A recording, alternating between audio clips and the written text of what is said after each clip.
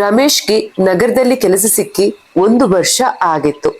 ಅವನಿಗೆ ಊರಲ್ಲಿ ತಂದೆ ತಾಯಿ ಮತ್ತು 2 ತಂಗಿಯರು ಇದ್ದರು. ತಂಗಿಯರ ಮದುವೆ ಮಾಡಿಸುವ ಜವಾಬ್ದಾರಿ ಅವನ ಮೇಲಿತ್ತು. ಒಂದು ದಿನ ಅವನಿಗೆ ಕೆಲಸದಲ್ಲಿ ಪ್ರಮೋಷನ್ ಸಿಕ್ಕಿತ್ತು. ಸಂಬಳವು ಹೆಚ್ಚಾಗಿತ್ತು. ಜೊತೆಗೆ ಕಂಪನಿ ಕಡೆಯಿಂದ ಉಳಿದುಕೊಳ್ಳಲು ಮನೆಯೂ ಸಿಕ್ಕಿತ್ತು. ರಮೇಶ್ ಸಂತೋಷದಿಂದ ಊರಿಗೆ ಬಂದ. ಅಪ್ಪ ಅಮ್ಮ, ನನಗೆ ಪ್ರಮೋಷನ್ ಸಿಕ್ಕಿದೆ, ಸಂಬಳವು ಹೆಚ್ಚಾಗಿದೆ. ನಿಜವ ಮಗ, ದೇವರ ಆಶೀರ್ವಾದ. ಈಗ ತಂಗಿಯರ ಮದುವೆ ವಿಚಾರವು ಸ್ವಲ್ಪ ಸುಲಭವಾಗುತ್ತೆ. ಹೌದು ಅಪ್ಪ, ನಾನು ನಿಮ್ಮನ್ನು ತಂಗಿಯರನ್ನ ನಗರಕ್ಕೆ ಕರೆದುಕೊಂಡು ಹೋಗ್ತೇನೆ. ಅಲ್ಲಿ ನಾವೆಲ್ಲ ಹೊಸ ಜೀವನ ಶುರು ಮಾಡೋಣ. ಎಲ್ಲರೂ ಒಪ್ಪಿದರು. ಆ ರಾತ್ರಿ ಕುಟುಂಬ ಸಮೇತ ರಮೇಶ್ ರೈಲ್ವೆ ಸ್ಟೇಷನ್ಗೆ ಬಂದ. ರೈಲು ಹಿಡಿದು ನಗರಕ್ಕೆ ಹೋಗುವ ಯೋಜನೆ ಇತ್ತು. ಆದರೆ ಸ್ಟೇಷನ್ನಲ್ಲಿ ಒಂದು ಸಮಸ್ಯೆ ಬಂದಿತು. ರಮೇಶ್, ನಮ್ಮ ಊರಲ್ಲಿ ಈ ಸ್ಟೇಷನ್ನಲ್ಲಿ ರೈಲು ನಿಲ್ಲುತ್ತಾ? ರಮೇಶ್ ಟಿಕೆಟ್ ಪರಿಶೀಲಿಸಿದ. ಸ್ಟೇಷನ್ ನೋಡಿದ. ಅವನ ಮುಖದಲ್ಲಿ ಗಾಬರಿ ಮೂಡಿತು. ಇಲ್ಲ ಅಪ್ಪ, ಈ ಊರಿನ ಸ್ಟೇಷನ್ನಲ್ಲಿ ಈ ರೈಲು ನಿಲ್ಲೋದಿಲ್ಲ ಅಂತ ಈಗ ಮಾತ್ರ ನನಗೆ ಗೊತ್ತಾಯ್ತು. ಈಗ ಏನು ಮಾಡೋದು? ಅಯ್ಯೋ ಮಗ್ನೆ, ನೀನು ಸರಿಯಾಗಿ ನೋಡೋದಲ್ವಾ? ಈಗ ನಾವು ಏನು ಮಾಡೋದು? ಅಣ್ಣ, ನಾವು ಈಗ ಹಿಂದಕ್ಕೆ ಹೋಗ್ಬೇಕಾ? ಇಲ್ಲ ಇಲ್ಲ, ರೈಲನ್ನ ಹೇಗಾದ್ರೂ ಹಿಡ್ಬೇಕು. ಪಕ್ಕದ ಸ್ಟೇಷನ್ ಅಲ್ಲಿ ರೈಲು ನಿಲ್ಲುತ್ತೆ. ತಕ್ಷಣ ನಾವು ಅಲ್ಲಿಗೆ ಹೋದ್ರೆ ಆಯ್ತು. ಸರಿ ಮಗ, ಬೇಗ ಟ್ಯಾಕ್ಸಿ ಹುಡುಕು, ಅಲ್ಲಿಗೆ ಹೋಗೋಣ. ರಮೇಶ್ ಟ್ಯಾಕ್ಸಿ ಹುಡುಕಿ ಎಲ್ಲರನ್ನ ಒಳಗೆ ಕುಳ್ಳಿರಿಸಿದ. ಎಲ್ಲಿ ಹೋಗ್ಬೇಕು ಸರ್? ಪಕ್ಕದ ರೈಲ್ವೆ ಸ್ಟೇಷನ್ಗೆ ಬೇಗ ಹೋಗಿ, ಸ್ವಲ್ಪ ತಡವಾಗಿದೆ. ಅಬ್ಬಾ ದೇವ್ರೆ, ಎಲ್ಲವೂ ಸರಿಯಾದ್ರೆ ಸಾಕು. ರೈಲು ಸಿಕ್ಕಿದರೆ ಸಾಕಪ್ಪ.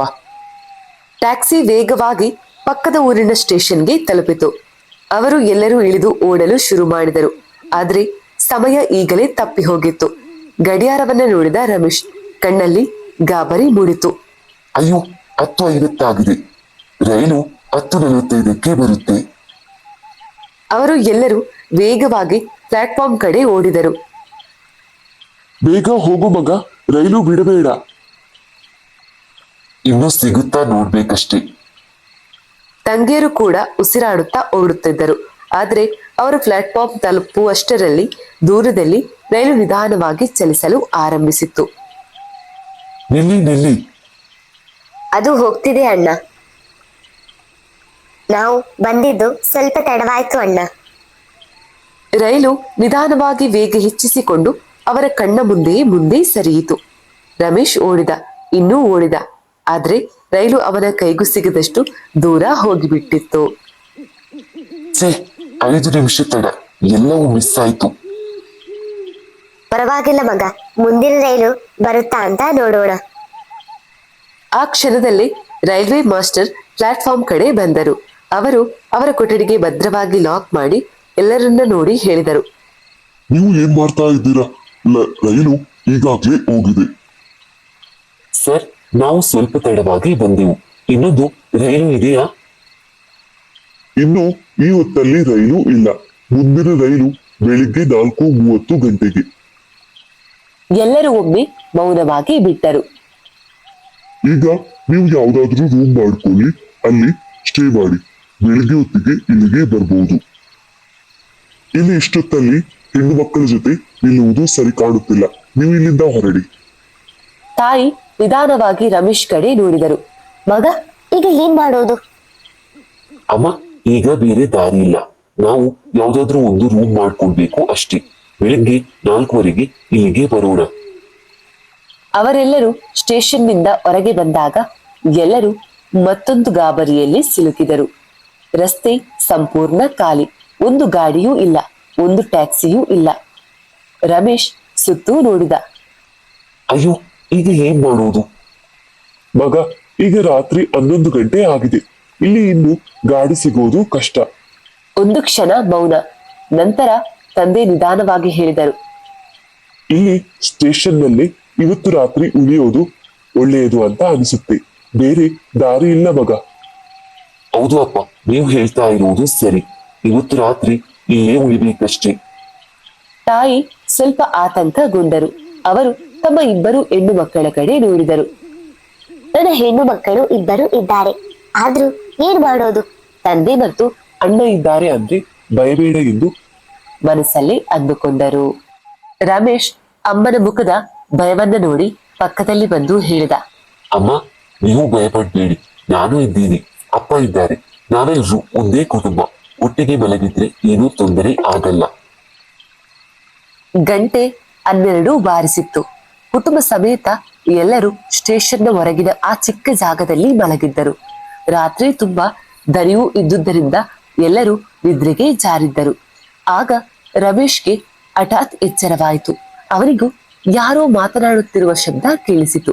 ಅವನು ನಿಧಾನವಾಗಿ ಕಣ್ಣು ತೆರೆಯುತ್ತಾ ಸುತ್ತ ನೋಡಿದ. ಸ್ಟೇಷನ್ ಪೂರ್ತಿ ಖಾಲಿ, ಒಂದು ಮೌನ. ಆದರೆ ದೂರದಲ್ಲಿ 4 ಮಂದಿ ನಿಧಾನವಾಗಿ ನಡೆಯುತ್ತಾ ಬರುತ್ತಿರುವಂತೆ ಕಾಣಿಸಿತು. ಅವರು ನೇರವಾಗಿ ಈ ಕಡೆಗೆ ಬರುತ್ತಿದ್ದರು. ಅಯ್ಯೋ, ಇವರು ಯಾರು? ಈ ಸಮಯದಲ್ಲಿ ಇಲ್ಲಿಗೆ ಯಾಕೆ ಬರುತ್ತಿದ್ದಾರೆ? ಅವನ ಚಲನಾವಲನದಿಂದ ಕುಟುಂಬದವರು ಕೂಡ ಎಚ್ಚರಗೊಂಡರು. ಮಗ, ಏನಾಯ್ತು ಮಗ? ಯಾಕೆ ಇದ್ದೆ? ಯಾರದು ಮಗ? ದೂರದಿಂದ ಯಾರೋ ಬರುತ್ತಿದ್ದಾರೆ. ಆ 4 ಹತ್ತಿರ ಬರುತ್ತಿದ್ದಂತೆ ಅವರ ರೂಪಗಳು ಇನ್ನೂ ಸ್ಪಷ್ಟವಾಗತೊಡಗಿದವು. ರಮೇಶ್ ಮತ್ತು ಆತನ ಕುಟುಂಬ ಎಲ್ಲರೂ ಅವರನ್ನೇ ನೋಡುತ್ತಾ ನಿಂತಿದ್ದರು. 4 ಮಂದಿ ನಿಧಾನಕ್ಕೆ ಹತ್ತಿರ ಬಂದರು.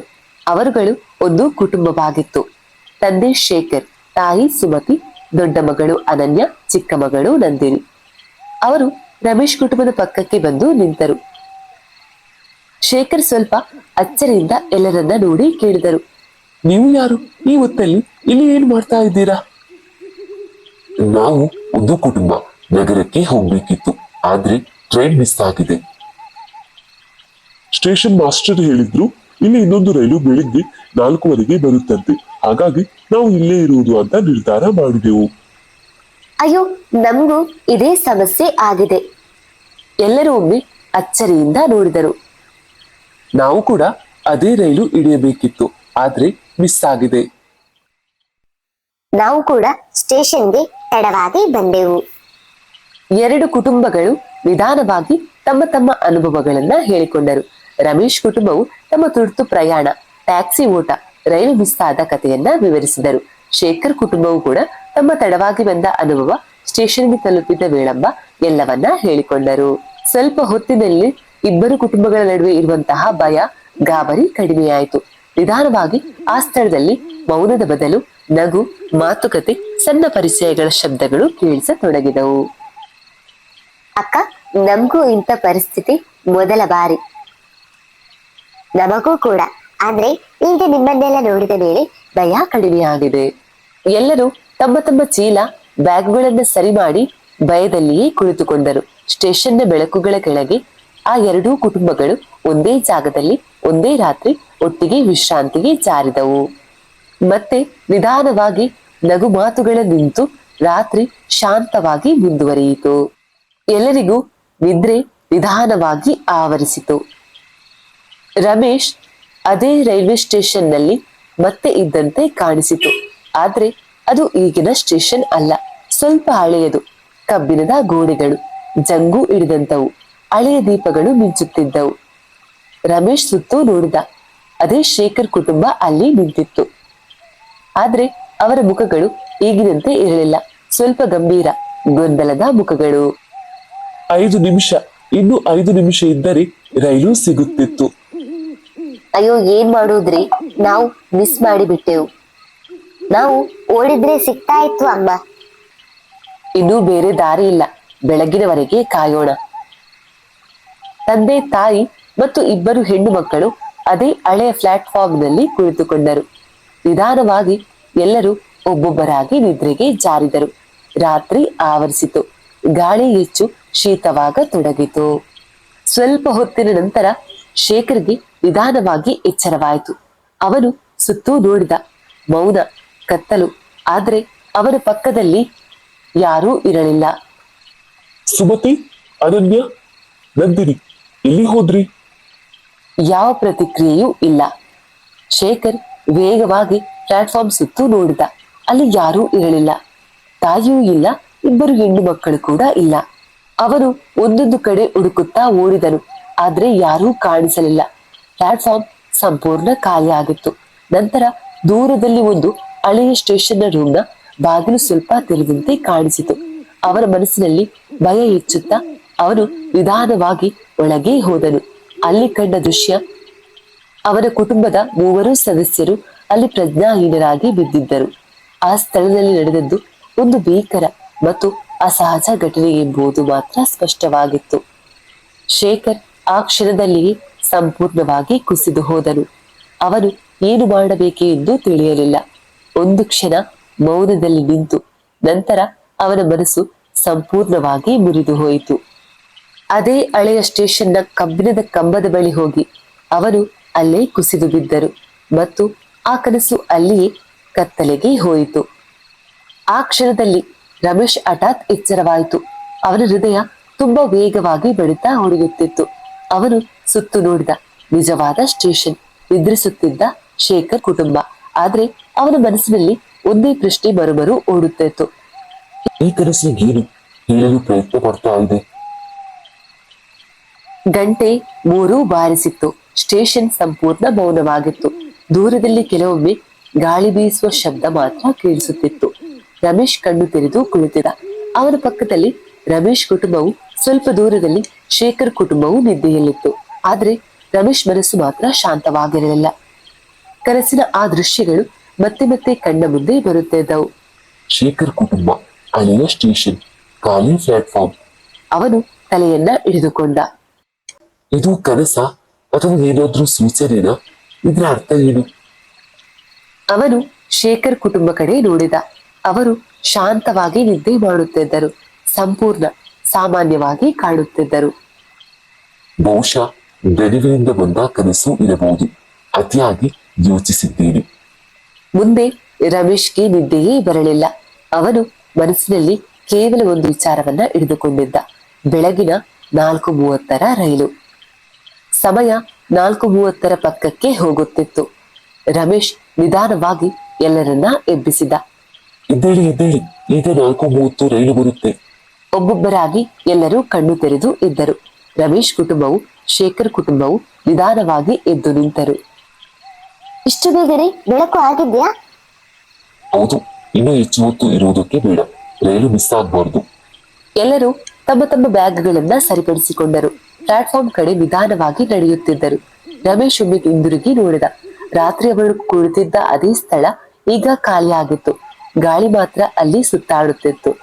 ಅವರ ಮನಸ್ಸಿನಲ್ಲಿ ಮತ್ತೆ ಆ ಕನಸನ್ನ ನೆನಪಿಸಿಕೊಂಡರು. ಅದನ್ನು ತಳ್ಳಿ ಹಾಕಿ ಮುಂದೆ ನೋಡಿದ. ಅವರ ಮನಸ್ಸಿನಲ್ಲಿ ಈಗ ಈ ಬಾರಿ ರೈಲು ಮಿಸ್ ಆಗಬಾರ್ದು. 4:35ಕ್ಕೆ ಸರಿಯಾಗಿ ರೈಲು ನಿಧಾನವಾಗಿ ಪ್ಲಾಟ್ಫಾರ್ಮ್ಗೆ ಬಂದು ನಿಂತಿತು. ಸ್ಟೇಷನ್ನಲ್ಲಿ ಬೆಳಗಿನ ಮಬ್ಬು ಬೆಳಕು ಹರಡಿತ್ತು. ಎಲ್ಲರೂ ಆತುರದಿಂದ ಸರತಿಯಲ್ಲಿ ನಿಂತರು. ರಮೇಶ್ ತನ್ನ 2 ತಂಗಿಯರು ಮತ್ತು ತಂದೆ ತಾಯಿಯ ಜೊತೆ ರೈಲು ಹತ್ತಿದ. ಬೇಗ ಬೇಗ ಬನ್ನಿ, ಸೀಟ್ ಹಿಡಿಯಬೇಕು. ಎಲ್ಲರೂ ಒಳಗೆ ಹತ್ತಿ ತಮ್ಮ ತಮ್ಮ ಜಾಗ ಹುಡುಕಿಕೊಂಡರು. ಹಿಂದಿನಿಂದ ಇದ್ದ ಶೇಖರ್ ಕುಟುಂಬ ಎಲ್ಲಿ ಹೋದರು? ನಮ್ಮ ಜೊತೆ ಬರಲಿಲ್ಲ ಅಲ್ವೇ? ರಮೇಶ್ ಕಿಟಕಿಯ ಮೂಲಕ ಅವರನ್ನ ಹುಡುಕಿದ. ಆದ್ರೆ ಶೇಖರ್ ಕುಟುಂಬ ಅಲ್ಲಿ ಇರಲಿಲ್ಲ. ಯಾವ ಬೋಗಿಯನ್ನ ಹತ್ತಿದ ಕುರುಹು ಕೂಡ ಇರಲಿಲ್ಲ. ಅಲ್ಲ, ಅವರು ಎಲ್ಲಿ ಹೋದ್ರು? ಇಷ್ಟು ಬೇಗ ಹೊರಟ್ರ? ಅವನು ಮತ್ತೆ ಹೊರಗೆ ನೋಡಿದ. ಆದ್ರೆ ಸ್ಟೇಷನ್ನಲ್ಲಿ ಯಾರೂ ಕಾಣಿಸಲಿಲ್ಲ. ರೈಲು ನಿಧಾನವಾಗಿ ಚಲಿಸಲು ಆರಂಭಿಸಿತು. ರಮೇಶ್ ಕಿಟಕಿಯಿಂದ ಹೊರಗೆ ನೋಡುತ್ತಲೇ ಇದ್ದ. ರಮೇಶ್, ಶೇಖರ್ ಕುಟುಂಬ ನಮ್ಮ ಬೋಗಿಗೆ ಹತ್ತಿಲ್ವಾ? ಅವರು ನಮ್ಮ ಹಿಂದೆ ಇದ್ರಲ್ವಾ? ಈಗ ಇಲ್ಲಿ ಹೋದ್ರು? ಇದೇನಾದ್ರೂ ನೋಡಿದ್ಯಾ? ನಾನು ನೋಡಿದೆ ಅಪ್ಪ, ಆದ್ರೆ ಈಗ ಅವರು ಇಲ್ಲ. ಅವರು ನಮ್ಗೆ ಹೇಳದೆ ಬೇರೆ ಬೋಗಿಗೆ ಏನಾದ್ರೂ ಹೋದ್ರಾ? ಇಲ್ಲ, ಅವರು ರೈಲು ಹತ್ತಿದಂತೆ ಕಾಣಲಿಲ್ಲ. ಅದೇ ಹಾಗೆ ಆಗುತ್ತೋ ಕಣೋ, ನಾವೆಲ್ರೂ ಒಟ್ಟಿಗೆ ನಿಂತಿದ್ವಿ ಅಲ್ವಾ? ರಮೇಶ್ ಮೌನವಾಗಿ ಬಿಟ್ಟ. ಅವರ ಮನಸ್ಸಿನಲ್ಲಿ ಮತ್ತೆ ಅದೇ ಪ್ರಶ್ನೆ ತಿರುಗತೊಡಗಿತು. ಕಳೆದ ರಾತ್ರಿ ನಿಜವಾಗಿಯೂ ಶೇಖರ್ ಕುಟುಂಬ ನಮ್ಮ ಜೊತೆಯಲ್ಲಿದ್ದರಾ ಅಥವಾ ಅದು ಕೇವಲ ಕನಸ? ರೈಲು ಬೆಳಗಿನ ಬೆಳಕಿನಲ್ಲಿ ವೇಗವಾಗಿ ಮುಂದಕ್ಕೆ ಸಾಗುತ್ತಿತ್ತು. ಕತೆ ಇಷ್ಟ ಆದ್ರೆ ಲೈಕ್ ಮತ್ತು ಸಬ್ಸ್ಕ್ರೈಬ್ ಮಾಡೋದಕ್ಕೆ ಮರಿಬೇಡಿ. ಇಂತಹ ಹಾರರ್ ಕಾರ್ಟೂನ್ ಸ್ಟೋರಿಗಾಗಿ ಸಮ್ಮಿ ಕಾರ್ಟೂನ್ ಸ್ಟೋರಿಯನ್ನ ಸಬ್ಸ್ಕ್ರೈಬ್ ಮಾಡ್ಕೊಳ್ಳಿ.